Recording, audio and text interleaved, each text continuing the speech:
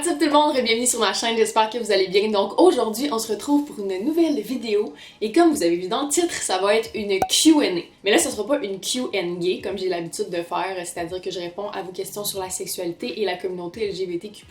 Là, ça va vraiment être une Q&A que je réponds à des questions sur ma vie, puis qu'est-ce qui se passe en général, des petites life updates, puis des trucs de même. Fait que je vous ai demandé sur Instagram de me poser des questions que vous désiriez savoir et je vais répondre à tout ça live up maintenant. Ok! Hey, ça fait tellement longtemps que j'ai pas fait une Q&A, des actual questions. Penses-tu possible un jour avoir de l'intérêt pour un gars ou pas parce que t'es trop into girls? C'est vraiment une excellente question. Ben comme vous le savez, ça fait un petit bout que vous me suivez, je suis vraiment une adepte du fuck labels.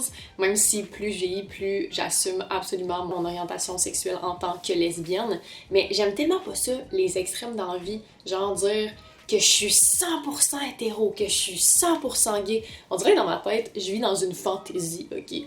Où il y aurait toujours une possibilité de se faire surprendre. Ça m'étonnerait en tabarnak, mais je veux juste dire never say never. Mais ça m'étonnerait vraiment parce que, honnêtement, j'ai tellement exploré puis expérimenté avec les gars que on dirait que j'ai fait le tour puis j'ai répondu aux questions que je me suis posées toute ma vie. L'année passée, je disais que j'étais 95% into girls et 5% into guys, puis là, je suis genre à 97% into girls, 3% into guys. Fait que ça descend de plus en plus. Mais c'est pas parce que j'aime pas les gars, je les aime as individuals, mais je les daterais pas.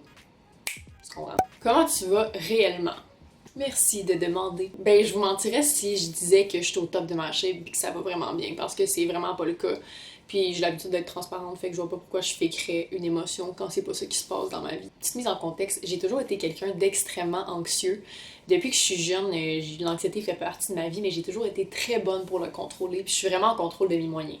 Mais il y a des petites parties dans ma vie où je perds le contrôle de ces moyens-là et mes troubles anxieux ressortent énormément. Puis en ce moment, c'est ce qui se passe.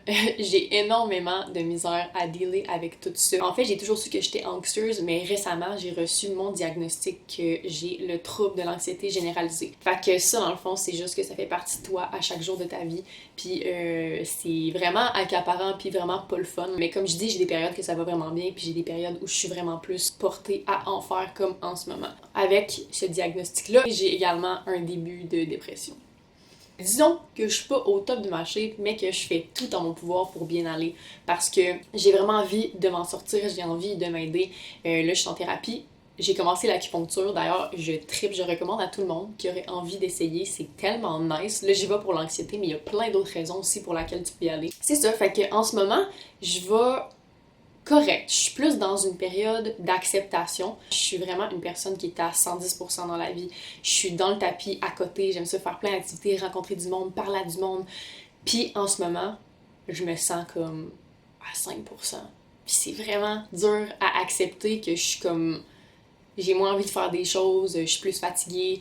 Fait que ouais, je suis plus dans l'exploration puis dans l'acceptation de trucs qui se passent dans ma vie. Puis je suis vraiment quelqu'un aussi qui a de la misère à s'ouvrir sur comment je me sens en général, même avec mes amis, même avec ma famille. Fait que j'apprends aussi à le faire, à m'exprimer sur comment je sens parce que souvent ça rentre en dedans, ça rentre en dedans, ça rentre en dedans, puis à un moment donné, c'est juste ça explose. T'sais. Fait que c'est full important d'en parler, que ce soit à un ami, à un conjointe, à un membre de la famille, à un thérapeute aussi. C'est juste vraiment important d'aller chercher de l'aide selon moi. Ce que je suis en train de faire. Fait que je m'aide aussi en me disant que I will figure it out. I will keep kicking ass. Ça, c'est genre moi qui me fait un speech de motivation. La vie est comme ça, c'est rock'n'roll, puis je me dis que les creux, ça aide à apprécier les ups encore plus. C'est quoi ton projet secret? I was waiting for that question! Ok, you guys, vous êtes même pas prêts. J'ai jamais été excitée de même pour un projet de toute ma vie. Genre, je suis vraiment excitée. Le 1er juin, je lance mon podcast! Wouhou! Comme s'il n'y avait pas assez de podcasts dans la sphère québécoise. I don't give a fuck! Il n'y en aura pas un podcast comme le mien. Le mien va être trop nice. Puis en plus, j'ai une co-animatrice avec moi, Jen Laforce. Je sais pas si vous la connaissez, mais c'est une TikTokeuse que j'adore de tout mon cœur. C'est une powerhouse, une power queer. C'est my fire sister. Honnêtement, on s'entend tellement bien. Fait que le 1er juin, on commence notre podcast. qui va s'appeler Rainbows and Orgasms et ça va être un podcast ultra inclusif, ultra queer. On va avoir des discussions sur plein de sujets, sur la sexualité sans tabou. On va avoir des invités de feu. Vous êtes même pas prêts pour les invités qu'on va avoir aussi. Ça m'excite ce projet-là. J'en parle. Je suis ses pins, tabarnak. Stay tuned pour le premier épisode que je vais mettre sur ma chaîne YouTube. En fait, la saison au complet va être sur ma chaîne YouTube en intégralité et ça va être également disponible sur les plateformes Balado et Spotify. Notre projet a vraiment pris plus d'ampleur qu'on pensait. Il y a plein de surprises, il y a plein d'affaires qui arrivent avec ça, fait que pour vrai, je suis vraiment excitée. Tu sais, tantôt je parlais un peu de ma santé mentale, mais on dirait que ce projet-là m'aide à garder espoir puis à juste me craquer, à me lever puis à essayer de mon mieux d'accomplir quelque chose. Fait que je suis vraiment down avec ce projet-là, puis j'espère tellement que vous allez l'aimer. J'ai vraiment hâte d'avoir vos feedbacks. D'ailleurs, je vous laisse le Instagram du podcast dans la bio. Comme ça, si vous voulez vous abonner pour regarder la ligne directrice de qu'est-ce qui s'en vient, les nouvelles, les épisodes, puis tout, ben abonnez-vous. Fait que c'est ça le gros projet secret que ça fait des mois qu'on travaille dessus. Oh my god! J'étais excitée. En parlant d'anxiété, comment gères-tu ton anxiété? J'aimerais vraiment ça qu'il y ait un truc miraculeux. L'anxiété, là, c'est tellement sournois, puis ça... Il y a aucune raison pourquoi des fois ça arrive. Tu sais, des fois, chez nous, ben peinard, j'écoute une série sur Netflix, puis l'anxiété me pogne dans le tapis, mon cœur bat, j'ai l'impression de me crever. Mais il y a aucune raison, puis c'est juste d'essayer de se rationaliser, de se parler, de respirer. Je sais que ça fait chier quelqu'un qui est comme... Ben là, relax, respire. Mais littéralement, respirer aide énormément. On se rend même pas compte à quel point des fois on respire mal, on respire saccadé. Fait que je focus vraiment plus sur ma respiration et ça m'aide énormément. Il y a comme une technique qui s'appelle la respiration en carré. Je sais pas si vous avez déjà entendu parler, mais en fond c'est que tu inspires durant 4 secondes, t'attends durant 4 secondes, tu expires durant 4 secondes, t'attends durant 4 secondes, t'inspires durant 4 secondes. Fait que c'est vraiment un carré pour, dans le fond, que ton rythme cardiaque diminue, si je peux dire. Sinon, j'ai plein de petits trucs, genre j'ai mon fidget spinner. Attendez, je vais aller chercher. Genre, vous comprenez pas, je tripe dessus, ok? C'est ça. C'est un fidget spinner pour adultes, il est en métal, mais comme... Des fois, je conduis mon auto puis je l'ai en conduisant. Ça m'aide à focusser. Ou quand j'ai des contrats, mettons, de modeling, quand je me fais maquiller, j'ai mon petit fidget de même puis ça m'aide full à juste focusser sur un objet. Petit fidget spinner de même, là, highly recommend. Sinon, j'essaie de méditer, même si c'est juste 1 minute, parce que les anxieux, c'est dur de sortir de notre tête. Je fais du yoga, j'essaie de prendre des marches, de prendre l'air, même si ça prend toute notre change de sortir de chez nous. Il faut le faire, il faut vraiment le faire. Fait que je dirais que c'est ça mes trucs pour l'anxiété, mais pour vrai, j'ai pas de recette miracle parce que même moi, j'essaie d'apprendre à deal avec ça en ce moment. C'était quoi ton gay awakening, si c'est pas indiscret? Bisous. Mon gay awakening, c'était Alex Voss dans Orange is the New Black.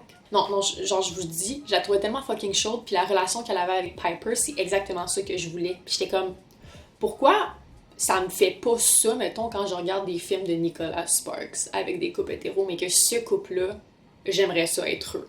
Tu comprends? Mais évidemment qu'il y a eu plein d'autres signes dans ma jeunesse et plus tard aussi, mais ça, je me rappelle que ça a vraiment été un élément déclencheur. Est-ce que t'as déjà été en relation avec un homme? Et ça me fait tellement rire, j'ai tellement de questions par rapport aux hommes.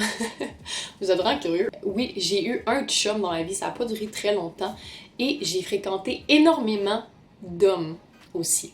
Parce que, I guess que je voulais trouver, je voulais me convaincre. Il y a encore des gars que je parle encore aujourd'hui, que j'ai vus, puis on se respecte full, puis tout, mais ouais, j'ai eu un chum, mais comme, it's not for me, it's not for me. Est-ce que tu as des complexes? Honnêtement, non.